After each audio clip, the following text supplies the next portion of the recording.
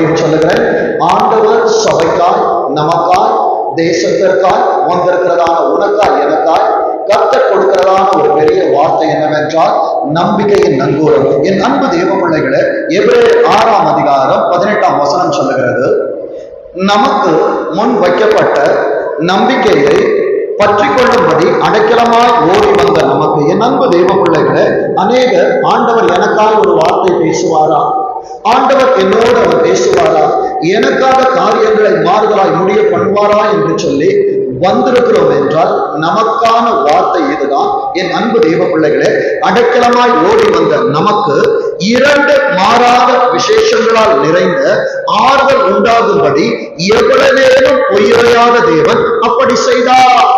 2 மாறாத விசேஷங்கள் உண்டு. அவைகள் என்னவென்றால், என் அன்பு தேவ பிள்ளைகளே, உன் கரத்திலே நீ வைத்திருக்கிற வேதாகமத்திலே புதிய ஏற்பாட்டை ஆண்டவர் தந்திருக்கிறார், பழைய ஏற்பாட்டை ஆண்டவர் தந்திருக்கிறார். இவைகள் தான் மாறாத விசேஷங்கள். இத்தனை ஆண்டுகள் கடந்து போனாலும், காலங்கள் மாறினாலும், கோலங்கள் மாறினாலும், என் ஆண்டவருடைய வாக்குத்தத்தங்கள் மாறாமல் இருக்கிறது என்றால் வந்திருக்கிற தேவ பிள்ளையே, மாறாத ஆசீர்வாதங்களை, மாறாத வாக்குத்தத்தங்களை கர்த்தர் உனக்கு கொடுக்க, உன்னோடு வாக்குத்தத்தம் செய்ய அவர் வந்திருக்கிறார். என் அன்பு தேவ பிள்ளைகளே, அந்த எபிரேயர் 6ஆம் அதிகாரம் 19ஆம் வசனம் சொல்லுகிறது பாருங்க, அந்த நம்பிக்கை இன்று வரைக்கும் என்ன நம்பிக்கை என்னிடத்தில் இருக்கிறது? கர்த்தர் என்னை பாதுகாப்பார், கர்த்தர் என்னை ஆசீர்வதிப்பார், கர்த்தர் என்னை உயர்த்துவார், கர்த்தர் எனக்கானதை பார்த்துக் கொள்வார் என்கிற நம்பிக்கை வந்திருக்கிற தேவ பிள்ளையே, ஆண்டவர் சொல்லுகிறார், அந்த நம்பிக்கை நமக்கு நிலையும் உறுதியும் திரைக்குள்ளாய் போவதுமான ஆத்தும நங்கூரமாய் இருக்கிறது. ஈசப்பா என்னை ஏன் இங்கே கொண்டு வந்தார் என்றால், திரை என்று சொல்லுகிற நேரத்திலே, இந்த உலகத்தின் திரை கிழிகிறதான நேரத்திலே பரலோக வாசியாய் நான் மாற வேண்டும் என்றால் இந்த நம்பிக்கை என்னை வெட்கப்படுத்தாத படிக்கு ஆண்டவருடைய சமூகத்திலே என்னை வார்த்தைகளை கேட்க வைக்கிறது என்றால் எனக்காய் ஏதாவது என் ஆண்டவர் நிச்சயம் செய்வார். என் அன்பு தேவ பிள்ளைகளை, போன வாரம் மாலை ஆராதனையிலே அப்போஸ்தலரிலே தியானித்தோம். கடல் யாத்திரை போனார்கள், மாலுமிகளை நம்பினார், சோதனைகளை நம்புகிறார்கள், பவுலின் வார்த்தைகளை மறந்தார்கள், கர்த்தரால் விடப்பட்ட காற்று மோதி அடித்தது. என் அன்பு தேவ பிள்ளைகளே, இன்றைக்கு சில காரியங்களை நாம் தியானிக்க போகிறோம். அப்போஸ்தலர் 27ஆம் அதிகாரம், அப்போஸ்தலர் 27ஆம் அதிகாரம் 40ஆம் வசனம் இப்படியாய் சொல்லுகிறது, நங்கூரங்களை அறுத்து. நங்கூரம் எதற்காய் சொல்லப்படுகிறது என்றால், புயல் அடிக்கிற நேரத்துல, அலைகள் எழுப்புகிற நேரத்துல இந்த நங்கூரத்தை கப்பலை ஓட்டுகிறதான பிள்ளைகள் கடலிலே போடுவார்கள். ஏன் தெரியுமா? கப்பல் ஒரே இடத்துல இருக்கணும்னு சொல்லிட்டு. ஆனா இங்கே காரியம் எப்படி இருக்கிறது என்றால், நங்கூரங்களை அறுத்து கடலிலே விட்டு விட்டு, ஏசப்பா என் நம்பிக்கையிலான விட்டுட்டேன், என் நம்பிக்கை எனில் அற்று போயிற்று என்று சொல்லி வந்திருக்கிற தேவ பிள்ளையே, மறுபடியுமாய் என் ஆண்டவர் என்கிறதான நங்கூரம் உன் வாழ்க்கைக்குள்ளாய் அலைவு பட்டு கொண்டிருக்கிற வாழ்க்கையை ஆண்டவர் உனக்கு மறுபடியுமாய் தந்தருள உன்னோடு அவர் பேசிக் கொண்டிருக்கிறார்.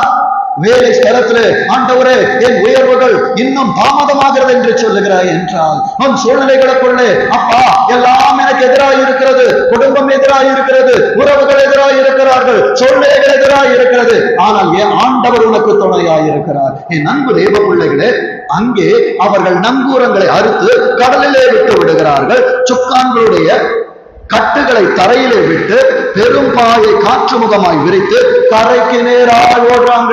ஏன் தெரியுமா? உயிர் பிழைக்க வேண்டும் என்று சொல்லி.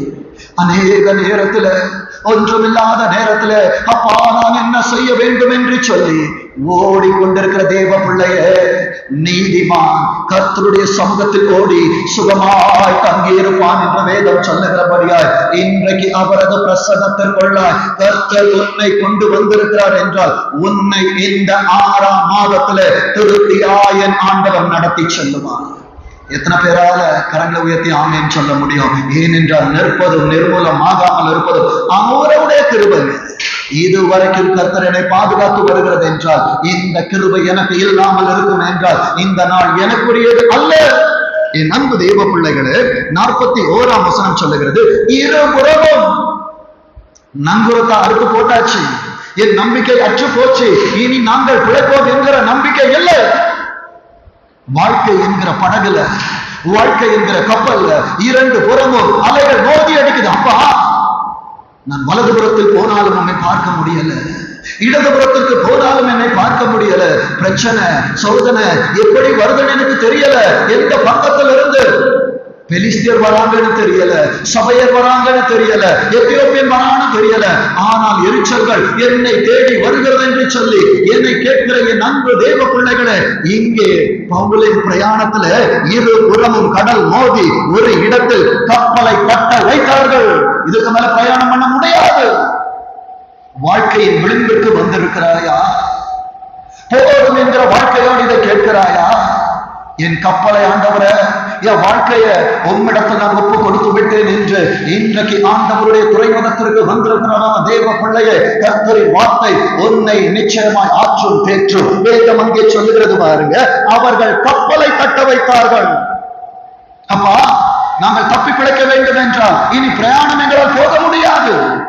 அவர்கள் நிற்க வச்சுட்டாங்க. நடக்கிற காரியம் முன்னணியும் ஊன்றி அசையாமல் இருந்தது. அப்பா, எனக்கு முன்னால வர பிரச்சனையை நான் பார்க்கிறேன், அதை நான் ஃபேஸ் பண்றேன். ஆனா எனக்கு பின்பாக வைத்த கண்ணிகள் இருக்குது, எனக்கு பின்னாக புறம் பேசுகிறவங்க இருக்கிறாங்க, இவன் எப்பொழுது சாமான் என்று பார்த்து கொண்டிருக்கிறவங்க இருக்காங்க, என் வாழ்க்கை எப்பொழுது அழிந்து போகும் என்று சொல்லி மறைவான குடிகளை பறிக்கிறவர்கள் இருக்கிறார்கள். வேதம் சொல்லுகிறது, முன்னணியம் அசையாமல் இருந்தது, ஆனால் பின்னணியம் அலைகளுடைய பலத்தினால் உடைந்து போயிற்று. முன்னால ஆண்டவரே காலிங்கல்ல வச்சிருக்கிற எல்லாம் இப்படிதான் வருவாங்கன்னு நான் பார்த்துட்டு இருக்கேன். ஆனா சத்துரு நான் நினையாத திசைகளிலிருந்து எனக்கு வருகிறான். ஆண்டவரே, என் பின்னான காரியங்கள் உடைந்து போயிற்று என்று சொல்லி வந்திருக்கிற தேவ பிள்ளையே, உடைக்க சத்துரு நினைத்தாலும் அதை ஆண்டவர் உருவாக்குகிற தேவனாய் இருக்கிறார். ஏன் தெரியுமா?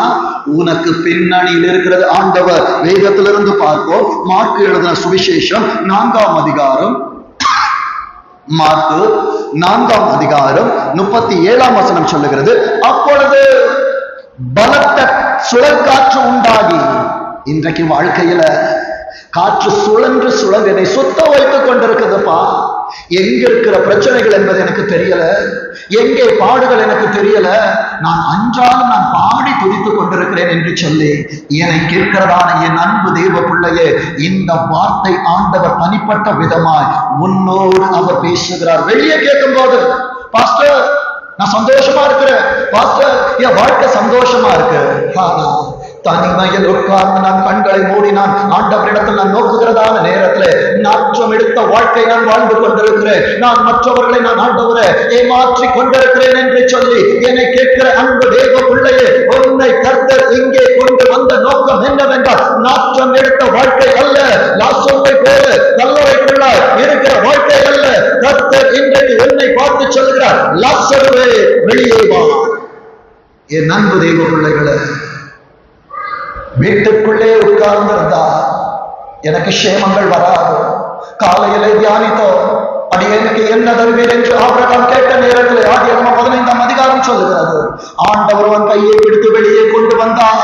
இன்றைக்கு எந்த சூழ்நிலைகளை உட்கார்ந்து ஏசப்பா என்ன பண்ணுவேன்னு சொல்லி கேட்டுட்டு இருக்கிறியோ, அந்த சூழ்நிலையிலே என் ஆண்டவர் வருவார். வேதம் சொல்லுகிறது பாருங்க, படகு நிரம்பத்தக்கதால் அலைகள் அதன் மேல் மோதிற்று. இவ்வளவு நாளை என் படகுல மீன்கள் நிறைந்திருந்தது, என் சொந்தக்காரங்க நிறைந்திருந்தாங்க, என் கூட்டாளிகள் இருந்தாங்க. ஆனா பிரச்சனைகள் வருகிறதான நேரத்தில் ஆசீர்வாதங்கள் இருந்த இடத்துல தண்ணீரால் நிரப்பப்பட்டிருக்கிறேன். நான் இப்படியாய் சொல்ல விரும்புகிறேன், தண்ணீர் என்று சொல்லுகிறதை பார்க்கிலும் என் வாழ்க்கை என்கிற படகுல தண்ணீரால் நிறைந்திருக்கிறது. ஆண்டவரே, என் பின்னணியத்திலே என்னை அழிக்க வேண்டும் என்று சொல்லி சத்ரு ஆண்டவரே பயங்கரமாய் அவன் காரியங்களை செய்கிறான் என்று சொல்லுகிற தேவ பிள்ளையே, அடுத்த வசனம் சொல்லுகிறது பாருங்க, 38ஆம் வசனத்துல, கப்பலின் பின்னணியத்துல அவர் தலையணையை வைத்து நித்திரையாயிருந்தார். ஏசப்பா இன்னும் மௌனமா இருக்கிறாங்க. நம்ம பாடுபட்டுக்கிட்டு இருக்கிறோம், ஏசப்பா என் வாழ்க்கை இப்படி ஆயிடுச்சேன்னு சொல்லி நம்ம கதறி கொண்டு இருக்கிறோம். அவர் பின்னணியத்துல தலையணையை வைத்து அவர் தூங்கிக் கொண்டிருக்கிறார். சத்தியம் என்ன தெரியுமா? God is in control. அவர் அவரது வேலை சொப்பனை செய்கிறார். தேவையில்லாத கவலை, தேவையில்லாத பாடு, தேவையில்லாத தொல்லை எப்படி இருந்தாலும் என் படகில் ஆண்டவர் இருப்பார் என்றால் என் வீட்டிற்குள்ளால் என் தொழுவத்திற்குள்ளாய், என் காரியத்திற்குள்ளாய், என் தொழிலுக்குள்ளாய், என் கரத்தின் கிரியைகளுக்குள்ளாய் சாத்தானை வருவதற்கு என் ஆண்டவர் விட மாட்டார். என் அன்பு தேவ பிள்ளைகளே, தலையணை வைத்து நித்திரையாயிருந்தால் அவரை எழுப்பி, போதகரே, நாங்கள் மடிந்து போகிறது உமக்கு கவலை இல்லையா? கவலைப்படுகிறதான நேரத்துல, நங்கூரங்கள் அற்று போகிற நேரத்துல, நம்பிக்கை தொலைக்கிற நேரத்துல ஆண்டவரை பார்த்து நானும் நீங்களும் சொல்லுகிற வார்த்தை இதுதான். ஆண்டவரே, என் வாழ்க்கையில் பிரச்சனை எத்தனை மடங்கு இருக்கிறது, உமக்கு கவலை இல்லையா? ஏசப்பா சொல்ற ஒரே வார்த்தை என்ன தெரியுமா? 39ஆம் வசனம் சொல்லுகிறது, அவர் எழுந்து, என் ஆண்டவர் ராஜாமத்துல அவர் எழும்புகிறார் என்றால் நான் தெரிந்து கொள்ள வேண்டிய சத்தியம், இன்றைக்கு இரவுல நான் இந்த நேரத்துல ஆண்டவரிடத்துல நான் கேட்பேன் என்றால் எனக்காய் அவர் எழுந்து நிற்பார். என் ஆண்டவர் எனக்காய் எழுந்து நிற்பார் என்றால் சும்மா இருக்க மாட்டார். எனக்காய் பேசுவார், எனக்காய் யுத்தம் பண்ணுவார், எனக்காய் காரியங்களை மாறுதலாய் முடிப்பார். சங்கீதம் 138:8 சொல்லுகிறது, கர்த்தர் எனக்காய் யாவையும் செய்து முடிப்பார். 6ஆம் மாதத்துல நான் செய்ய மாட்டேன், ஏசப்பா செய்வாங்க. மனுஷன் செய்ய மாட்டான், ஏசப்பா செய்வாங்க. என் ப்ரமோஷனை அவர் எழுதிச்சாங்க, உடன்படிக்கை அவர் சிக்னேச்சர் போட்டுட்டாங்க. நான் இப்ப சிக்னேச்சர் போடுறேன். இந்த வருடம் உயர்வு எனக்கானது, இந்த வருடம் வாக்குத்தத்தம் எனக்கானது, இந்த வருடம் ஆசீர்வாதம் எனக்கானது, எதிர்காலத்திற்கானது. என் அன்பு தேவ பிள்ளைகளை, அவர் எழுந்தவர் சொல்லுகிறார், காற்றை அடக்குகிறார். உன் வாழ்க்கையில யாரால் பிரச்சனையோ, எவைகளால் பிரச்சனையோ, கர்த்தர் உனக்காய் அதை அடக்குவார். அடுத்தது, கடலை பார்த்து, அப்பா நான் ஒரு சின்ன பிள்ளையா இருக்கிறேன், என் குடும்பம் சின்னது, கடல் பெருசா இருக்காண்டவர. கடலுக்கு எல்லையை ஸ்தாபித்தவர் உன்னோடு பேசுகிறார். கடலுக்கு எல்லையை ஸ்தாபித்தவர் உனக்காய் வந்து அவர் சொல்லுகிற காரியம், இறையாதே, அமைதலாயிரு. என் பிள்ளை பயப்படுவான், அவனை எழுப்பாத. அநேக நேரங்களில் நம்ம நினைக்கிறோம், ஆண்டவரே இந்த 5 மாதங்கள் இரவு நேரத்துல எத்தனையோ வான மண்டலங்களில் பொல்லாத ஆவிகள் என்னை, குடும்பத்தை, என் சூழ்நிலைகளை அழிக்க வந்த நேரத்திலும் அவர் விழித்திருந்தார். அவர் உறங்குகிறார் என்றால் அவர் உறங்கவில்லை, அவர் என் பிள்ளைகள் என்ன செய்கிறார்கள் என்று பார்த்து கொண்டிருக்கிறார். வேதம் சொல்லுகிறது, அமைதலா இரு என்றார். அப்பொழுது காற்று நின்று போய் மிகுந்த அமைதல் உண்டாயிற்று. நான் இப்படியாய் சொல்ல விரும்புகிறேன், இந்த 6ஆம் மாதத்திலே உன் வாழ்க்கையிலே, உன் தொழிலிலே, உன் கையின் பிரயாசங்களிலே, நீ செய்கிற காரியங்களிலே கர்த்தர் அமைதலை கொடுப்பார். அமளிகள் இருக்காது. கர்த்தர் உன் வாழ்க்கையில் அமைதியை கொடுப்பார். ஆண்டவரே, வாழ்க்கையில இருதயங்களை கதறிக்கொண்டிருக்கிற தேவ பிள்ளையே, ஆண்டவர் சொல்லுகிறார் உனக்கு அமைதியை கொடுக்க. ஆண்டவரின் பக்கத்தில் உட்கார்ந்தவர் பேசுகிறார். 40ஆம் வசனம் சொல்லுகிறது, அவர் அவர்களை நோக்கி, ஏன் இப்படி பயப்பட்டீர்கள்? நான் உங்களுக்கு ஏற்கனவே சொல்லிட்டேன். சபையில 1ஆம் தேதி வருகிற நேரத்தில் சபையின் வாக்கு தத்துவம், யாக்கோபே உன் கூடாரங்கள், இஸ்ரவேலே உன் வாசஸ்தலங்கள் எவ்வளவு அழகானவைகள். அவர் அழகாய் படைத்தார்.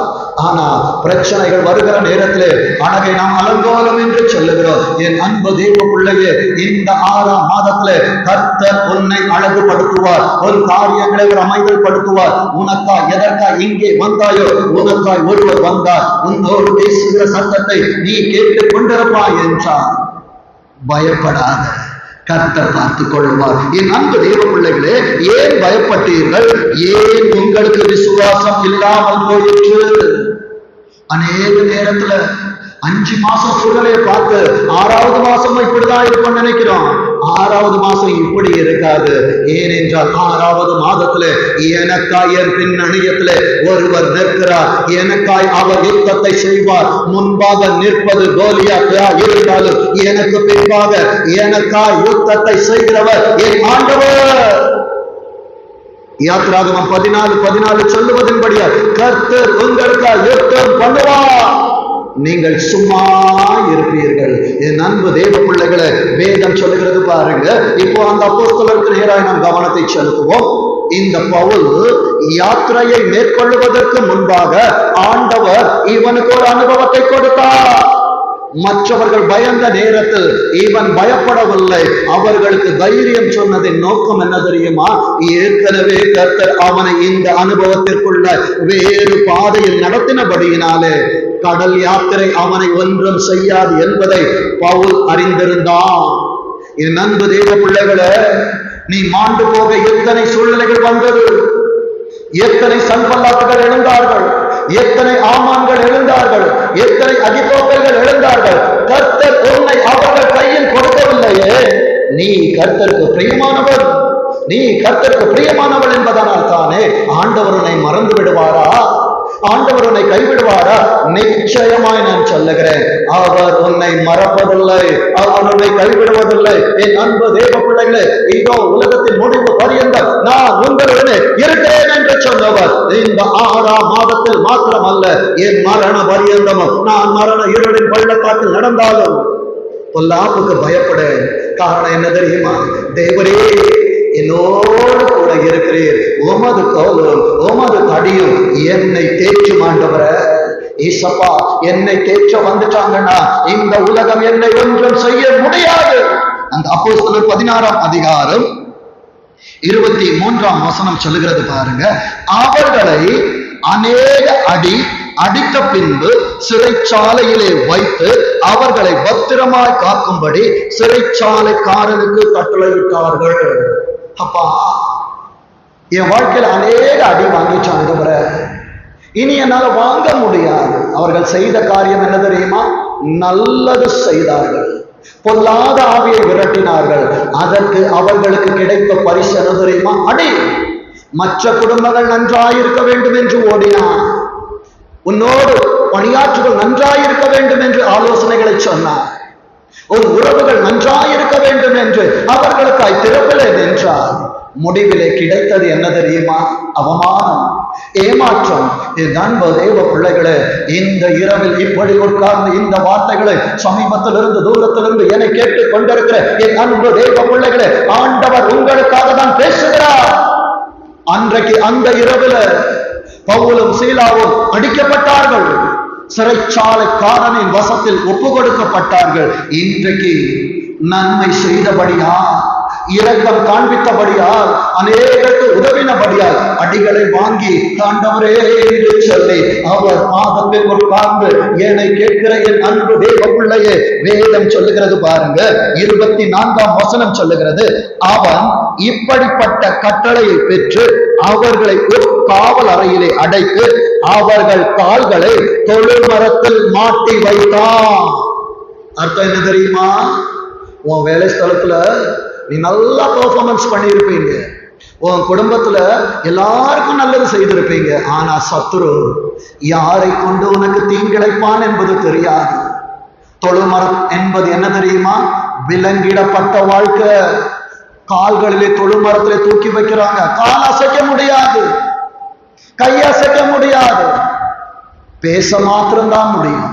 என் அன்பு தேவ பிள்ளைகளே, யோசேப்பை போல விலங்கிடப்பட்டு அவன் கை கால்களை கட்டினார்கள். வேதம் சொல்லுகிறது, கர்த்தருடைய வசனம் அவனை புறவிட்டது. இன்றைக்கு இந்த அனுபவத்தை கடந்து கொண்டிருக்கிற தேவ பிள்ளையே, கர்த்தர் உன்னை சுத்த பொன்னாய் மாற்ற விரும்புகிறார், கர்த்தர் உன்னோடு பேச விரும்புகிறார், கர்த்தர் உனக்காக ஒரு பெரிய காரியத்தை செய்ய விரும்புகிறார். நடந்த காரியம் என்ன தெரியுமா? அவர்களை தொழுமரத்திலே மாட்டி வச்சாங்க. இன்றைக்கு உன்னை எங்கே மாட்டி வைத்திருக்கிறார்கள்? கவலைப்படாத. அப்பா, என் கை அசைக்க முடியல, என் கால் அசைக்க முடியல, சுயமாய் ஒன்றும் செய்ய முடியல, எல்லாவற்றுக்கும் மற்றவர்களை நான் எதிர்பார்த்து காத்திருக்கிறேன் என்று சொல்லுவாய் என்றால், எரேமியா 29ஆம் அதிகாரம் 11ஆம் வசனத்தை கர்த்தர் உனக்கு தீர்க்க தரிசனமாய் தருகிறார். வார்த்தை சொல்லுகிறது, நீ எதிர்பார்த்திருக்கிற முடிவை உனக்கு கொடுக்கும்படியாய் உன்மேல் இருக்கிற நினைவுகளை அறிவே, அவைகள் தீமைக்கு அல்ல. சகோதரா சகோதரி, அவைகள் தீமைக்கு அல்ல, அவைகள் சமாதானத்துக்கு ஏதுவான நினைவுகள். கர்த்தர் உன்னை நினைச்சிட்டார்னா, சங்கீதம் 118 வாசிக்கிறோம், கர்த்தர் நம்மை நினைத்திருக்கிறார். அவர் நினைச்சாலே போதும், ஆசீர்வாதம் வந்துடும். ஆனால் அவர் நம்மை நினைக்காம இறங்கி வந்து என் பக்கத்துல உட்கார்ந்து என்ன வேணும் கேட்கிறாங்க.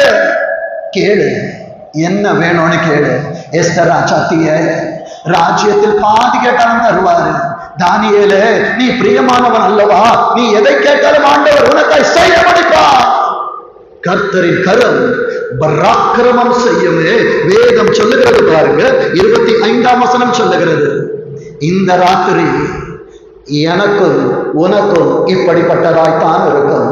நடு ராத்திரியில பவுலும் சீலாவும் என்கிற இடத்துல நானும் என் மனைவியும், நானும் என் குடும்பமும், நானும் என் வேலை ஸ்தலமும், நானும் என் சூழ்நிலைகளும், எந்த சூழ்நிலைகள் இருந்தாலும் அந்த சூழ்நிலைகள் எனக்கு எதிராகவே இருந்தாலும் அவைகளுக்கு மத்தியில நடு ராத்திரியில பவுலும் சீலாவும் ஜெபம் பண்ணி தேவனை துதித்து பாடினார்கள். என் அன்பு சகோதரா சகோதரி, ஆண்டவரை துதித்துக் கொண்டே இரு. உனக்கு முன்பா இருக்கிற அலங்கத்தை அவர் இடிந்து விழ பண்ணுவார். காற்றை காண மாட்டார், மழையை காண மாட்டார், உன் பள்ளத்தாக்கை அவர் தண்ணீரால் நிரப்புவார். வேதம் சொல்லுகிறது பாருங்க, அவர்கள் தேவனை துதித்து பாடினார்கள், காவலில் வைக்கப்பட்டவர்கள் அதை கேட்டுக் கொண்டிருந்தார்கள். அர்த்தம் என்ன தெரியுமா? ராட்சாமத்துல களைகளை விதைக்கும்படியா சத்துரு அவன் சேனை வரும். ஏன்னா அப்பதான் எல்லாரும் நல்லா தூங்கிட்டு இருப்பாங்க. இந்த நேரத்துல கர்த்தர் நமக்கு காண்பித்துக் கொடுக்கிறதான காரியம் என்ன தெரியுமா? தேவன் ராட்சாமங்களில பிதாவை நோக்கி ஜெபம் பண்ணினார். வான மண்டலத்தில் பொல்லாத ஆவிகளின் கிரியைகள் என்னை சேதப்படுத்த கூடாது, என் தேசத்தை சேதப்படுத்த கூடாது, என் ஊழியத்தை சேதப்படுத்த கூடாது, என் குடும்பத்தை சேதப்படுத்த கூடாது, என் பிள்ளைகளை சேதப்படுத்த கூடாது என்றால், பவுலே என் அன்பு சீலாவே, உனக்கு வருவதற்கு இது நேரம் அல்ல. வேதம் சொல்லுகிறது பாருங்க, என் அன்பு தெய்வ பிள்ளைகளே, அவர்கள் துதித்து பாடினாங்க, காவலில் வைக்கப்பட்டவங்க கேட்டாங்க. எப்பொழுதும் ஆசீர்வாதம் வரும் என்பது உனக்கு தெரியாது. ஆண்டவர் கட்டளை கொடுத்தார் என்றார், உன் வாக்கு தத்தங்கள் உன் இருதயத்தின் கதவை தட்டும், அது கதவை தட்டுகிற சத்தத்தை நீ கேட்பாய் என்றால் வேதம் சொல்லுகிறது, இதோ வாசல் படிகள் என்று கதவை தட்டுகிற ஒருவன் என் சத்தத்தை கேட்டு கதவை திறப்பான் என்றால் நான் அவனோடு அமர்ந்து போஜனம் பண்ணுவேன். ஏசப்பாவும் வீட்டுக்கு வந்துட்டாங்கன்னா, ஏசப்பாவும் இருதயத்துல வந்துட்டாங்கன்னா உன் கூட அமர்ந்தவர் போஜனம் பண்ணுவாரு என்றால், எந்த காரியம் வந்து கதவை தட்டினாலும் ஒன்ன உட்கார வச்சுட்டு ஏசப்பா போய் கதவை திறப்பாங்க. ஏசப்பா கதவை திறந்தாங்கன்னா அங்க சத்துரு இருந்தால் அவன் ஓடி போவான். வேதம் சொல்லுகிறது, சத்துருவுக்கு எதிர்த்து நில்லுங்கள். எதிர்த்து நிற்க வேண்டும் என்றால் எனக்கு பலன் இல்லை, பலனாய் ஆண்டவர் வருவார் என்றால் அவனை எதிர்க்க பலனாய் அவர் வருவார். அவர் பலனாய் வருவார் என்றால் என்னை எதிர்க்க வைப்பார். என்னை எதிர்க்கிற பார்வோனின் காரியங்களா இருந்தாலும், பொறாமைகள் என்கிற பெலிஸ்திய ஆவியா இருந்தாலும் கர்த்தர் எனக்கு முன்பார் முறிய அடிப்பார். என் அன்பு தெய்வ பிள்ளைகளே, சடுதியில சிறைச்சாலையின் அஸ்திபாரங்கள் அசையும்படியா பூமி மிகவும் அதிர்ந்தது. உனக்காக ஏசப்பா அசாதாரண காரியத்தை செய்வாங்க. என்ன அசைக்கவே முடியாது ஆமான் சொன்னான். ஒரு இரவிலே ஆண்டவர் அசைத்தார். ஆமானை தூக்கு மரத்தில் ஏற்றினார்கள்.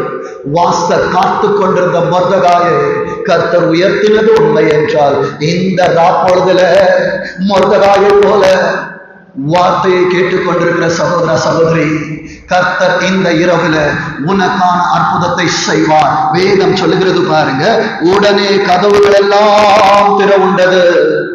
என் அன்பு தேவ பிள்ளையே, உனக்கு கொஞ்சம் பலன் இருந்தும் கர்த்தருடைய நாமத்தை நீ மறுதலியாதபடியா திறந்த வாசல உனக்கு முன்பாய் வைத்தேன் என்று சொன்னவர், ஒருவனாலும் ஓட்ட முடியாத வாசல்களை 6வது மாதத்துல ஏசப்பா உனக்கு தராங்க. என் அன்பு தேவ பிள்ளைகளே, பாடி துதி செய்கிற மனிதனுடைய வாழ்க்கையில மனிதன் கதவுகளை அடைத்தால் ஆண்டவர் கதவுகளை திறப்பார். மறுபடியும் சொல்லுகிறேன், துதிக்கிற மனிதனுடைய வாழ்க்கையில எத்தனை கதவுகள் அடைப்பட்டாலும் என் ஆண்டவர் அவனுக்காய் எப்படியும் அதை திறந்து கொடுப்பார். 6வது மாதத்திலே ஆவிக்குள்ளாய் நிறைந்து சொல்லுகிறேன், என் ஆண்டவர் ஒரு வாழ்க்கையில இருக்கிற அடைப்பட்டு அநேக கதவுகள் திறந்து கொண்டிருக்கிறார் இயேசு கிறிஸ்துவின் நாமத்துல. என் அன்பு தேவ பிள்ளைகளே, திறந்தது மாத்திரம் அல்லாமல் பாடினது பவுலும் சீலாவும். எல்லா கட்டுகளும் அறுப்புண்டு போனது. ஒரு பவுல் பாடினா, ஒரு சீலா பாடுவாள் என்றால், என் அன்பு தேவ பிள்ளைகளே, ஒரு குடும்பம் கர்த்தருக்காய் எழுந்து நிற்கும் என்றால், அந்த குடும்பம் இந்த குடும்பமாய் சபைக்குள் இருக்கும் என்றால், அநேக கட்டுகள் இந்த பகுதியில் இருக்கிற அநேக கட்டுகளை ஒரு துதியின் சத்தத்தின் மூலமா கர்த்தர் திறந்து விழ பண்ணுவார். உன் குடும்பத்தில் இருக்கிற சாபக்கூறுகள், தொடர்ந்து வருகிற பாவங்கள், என்னால் ஒன்றும் செய்ய முடியாது என்று கொக்கரித்துக் கொண்டிருக்கிற காரியங்கள், கர்த்தர் இந்த இரவில் உன்னை வைத்து அவர் அதம் பண்ணுவார். இது கர்த்தரின் யுத்தம். என் அன்பு தேவ பிள்ளைகளே, 30ஆம் வசனம் சொல்லுகிறது, அவர்களை வெளியே அழைத்து வந்து, யார் உள்ள தூக்கி வச்சானோ அவனே அவர்களை வெளியே கொண்டு வருகிறான். இதுதாங்க ராஜம். என்ன என் அன்பு தேவ பிள்ளைகளே, என் ஆண்டவர் அப்பா நான் பலனற்றவன் என்று சொல்லுவாய் என்றான். பலனற்றவனாகிலும் பலன் உள்ளவனாகிலும் உதவி செய்வது என் ஆண்டவருக்கு லேசான காரியம். அப்பா, அந்த லேசான காரியத்தை எனக்கு செய்யுங்கன்னு சொல்லி கதறுகிற என் அன்பு சகோதரனே, சகோதரியே, இந்த இரவு கர்த்தர் உனக்கு ஏதாகிலும் ஒன்றை செய்வார்.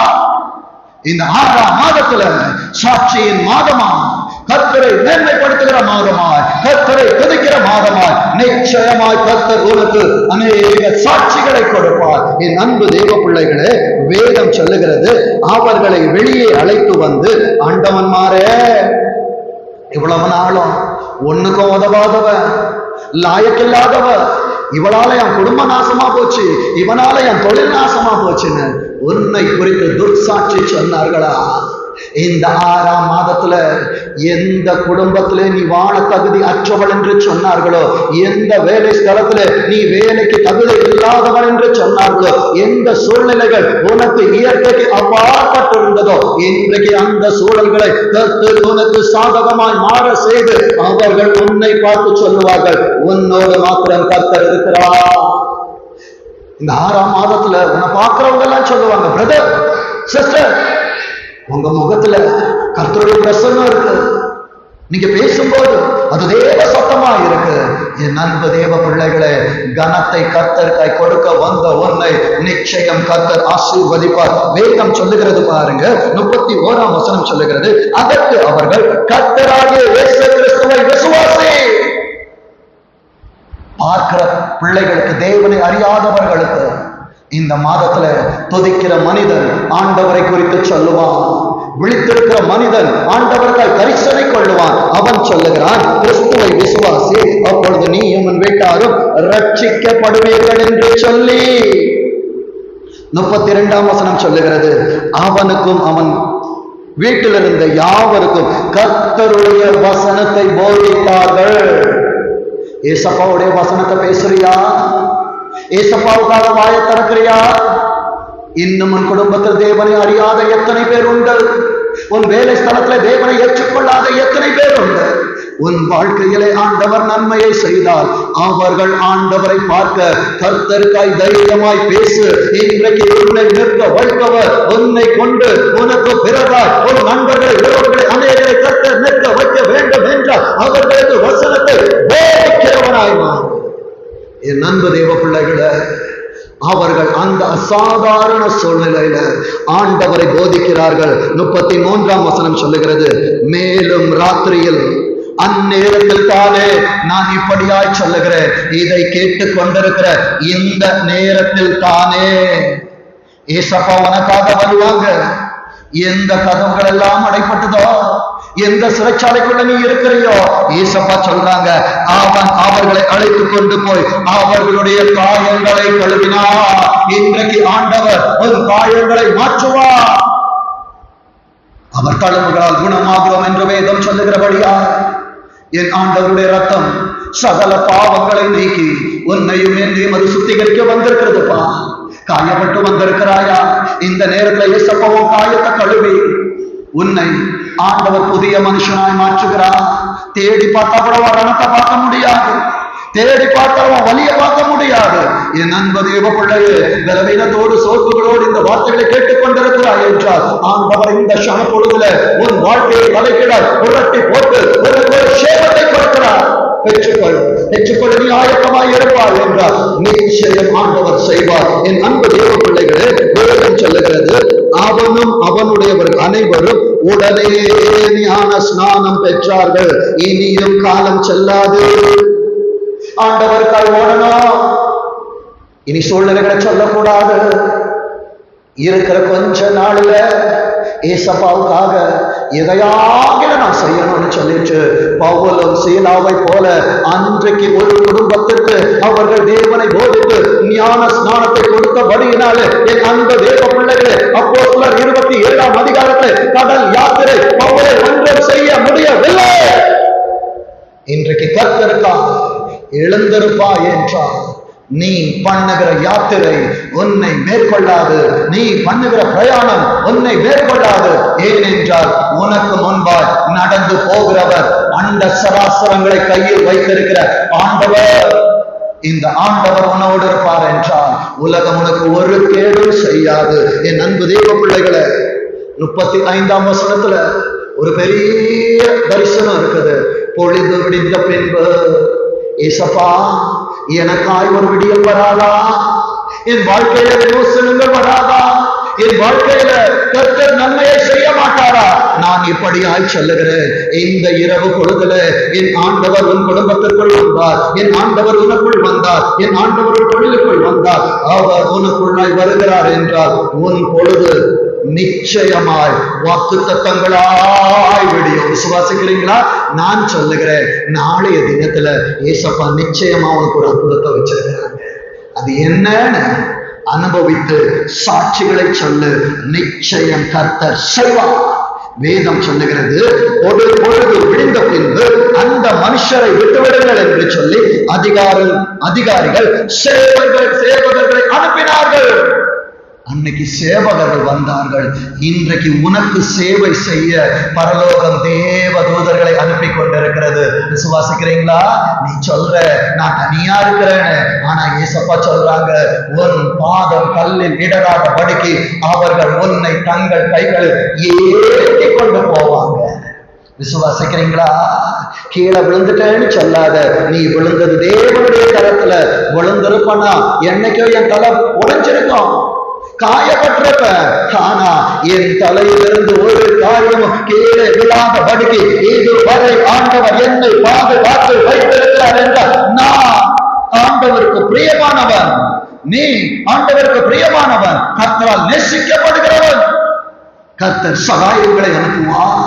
கர்த்தர் சகாயர்களை அனுப்புகிறார், தூதர்களை அனுப்புகிறார். உனக்கான பாதைகளை அவர் திறந்து வைத்திருக்கிறார். நீ நடக்க போகிற பாதை ராஜ பாதை என்பதை மறுபடியும் சொல்லுகிறேன். என் அன்பு தேவ பிள்ளைகளே, ரோமர் 5ஆம் அதிகாரம் 5ஆம் வசனம் இப்படியாய் சொல்லுகிறது, மேலும் நமக்கு அருளப்பட்ட இந்த ராத்திரி பொழுதுல ஏசப்பா நமக்கு என்ன தராங்க தெரியுமா? இதுவரை யாருக்கும் கொடுக்காத பெரிய ஆசீர்வாதத்தை தராங்க. நமக்கு அருளப்பட்ட பரிசுத்த ஆவியினாலே தேவ அன்பு, லவ் ஆஃப் ஜீசஸ் கிரைஸ்ட். அன்பிலே பயம் இல்ல, அன்புக்கு பொறாமை இல்ல. இயேசுவோடைய அன்புக்கு முன்னால யாரும் நிற்க முடியாது. இந்த ராஜாமத்துல என்னை கேட்கிறதான என் அன்பு உள்ளங்களே, என் ஆண்டவருடைய அன்பு உன்னை தேடி வந்துச்சு. உலக அன்பு உன்னை உடைச்சது, தேவ அன்பு உன்னை உருவாக்குது. உலக அன்பு உனக்காக காயங்களை கொடுத்தது, ஆனால் தேவ அன்பு உனக்காக காயங்களை சுமந்தது. என் அன்பு தேவ பிள்ளையே, அந்த தேவ அன்பு நம்முடைய இருதயங்களில் ஊற்றப்பட்டிருக்கிறபடியினால ஏசப்பா ஏன் உள்ள கொண்டு வந்தாங்க? ஏசப்பா ஏன் இந்த வார்த்தையை கேட்க வச்சாங்கன்னா, மனுஷனின் வார்த்தைகளால் நொந்து போயிருக்கிற மனமே, உன் இருதயத்துல அவர் அன்பினால் நிரப்பப்பட கர்த்தர் உன்னை உள்ளே கொண்டு வந்தார். தேவ அன்பு உன்னை திருப்புகிறதான நேரத்துல அந்த அநம்பிக்கை ஏசப்பா என்ன நிரப்புறாங்கன்ற நம்பிக்கை வந்திருக்கிற உனக்கும் எனக்கும் இருக்கும் என்றால் அது நம்மை வெட்கப்படுத்தாது. மறுபடியும் சொல்லுகிறேன், இந்த 6ஆம் மாதத்துல கர்த்தர் ஒருவரை வெட்கப்பட விட மாட்டார். ஏனென்றால் கர்த்தர் உனக்காய் காரியங்கள் செய்வார். கர்த்தர் கொடுக்கிற ஆசீர்வாதங்கள் 3 இருக்கிறது. எடுத்து வைத்துக் கொள்ளுங்கள். ஏசாயா 33ஆம் அதிகாரம், ஏசாயா 33ஆம் அதிகாரம் 15, 16, 17 வசனம் இப்படியாய் சொல்லுகிறது. நீதியாய் நடந்து செம்மையானவைகளை பேசி இடுக்கண் செய்வதனால் வரும் ஆதாயத்தை வெறுத்து பரிதானங்களை வாங்காதபடிக்கு தன் கைகளை உதறி இரத்தம் சிந்துவதற்கான யோசனைகளை கேளாதபடி தன் செவியை அடைத்து பொல்லாப்பை காணாதபடிக்கு தன் கண்களை மூடுகிறவன் எவனோ? ஏசப்பா, உங்க சமூகத்துக்கு வந்த கண்ணு மூடி செபிக்கிறேன்னா இவைகள் எல்லாவற்றையும் ஆண்டவர் வாங்க கொடுப்பாரு. இதுவரைக்கும் இந்த குவாலிட்டிஸ் என்கிட்ட இல்ல. ஏசப்பாவுடைய அன்பு எனக்குள்ள வந்துருச்சு. சகையு ஆண்டவரை பார்க்க வந்தா, ஆயக்காரன், வட்டி வாங்குறவன், எல்லாரையும் கொடுமைப்படுத்தினவன் ஏசப்பா வந்த உடனே ரட்சிப்பவனை தேடி வந்த உடனே சொன்னான், ஏசப்பா அநியாயமா நான் எதையாவது வாங்கினா திருப்பி கொடுத்தவர். இதுதாங்க ஏசப்பாவுடைய அன்பு. அவர் சகையின் இடத்துல மெசேஜ் கொடுக்கல, சகையுட்ட பேசல, இறங்கிவான்னு சொன்னாரு. இன்றைக்கு எந்த காட்டத்தை மரத்தில் இருந்து இந்த வார்த்தைகளை கேட்டுக் கொண்டிருந்தாலும் என் அன்பு சகையுவே ஒரு ஸ்தானத்திலிருந்து ஆண்டவர்களை இறங்கிவா, நான் முன்னோடு தந்தனா வந்திருக்கிற தேவ பிள்ளையே வந்துட்டு ஏசப்பாவை கூட்டிட்டு போ. ஏசப்பா சொல்றாங்க, உன் வீட்டுக்கு நான் வரேன். வருவது மாத்திரம் அல்ல, இந்த 6வது மாசத்துல சொல்றாரு, இந்த வீட்டிற்கு, உனக்கு, உன் குடும்பத்துக்கு, உன் தொழிலுக்கு ரட்சிப்பு. 16ஆம் வசனம் சொல்லுகிறது, அவன் உயர்ந்த இடங்களில் வாசம் பண்ணுவான். அவன் என்கிற இடத்துல என் பெயரை நான் எழுதுகிறேன்.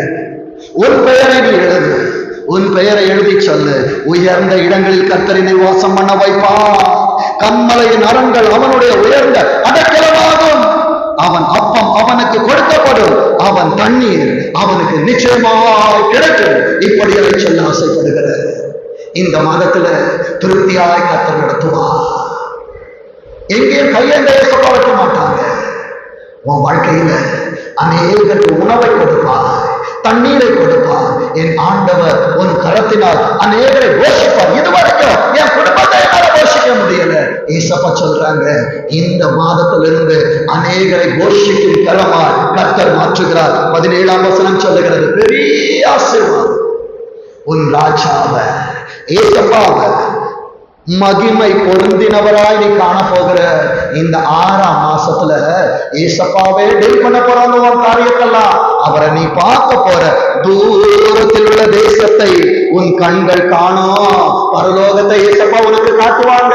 உன் வீடு பரலோகமா மாறும், உன் வேலை ஸ்தலம் பரலோகமா மாறும், கையிட்டு செய்கிற வேலைகள் பரலோகமா மாறும். நிச்சயமாய் சொல்லுகிறேன், இந்த 6ஆம் மாதத்துல இந்த நிமிடம் தோன்றி ராஜா இறங்கி வந்தார். பரலோகத்தின் ஆசீர்வாதம் நிச்சயம் தருவார்.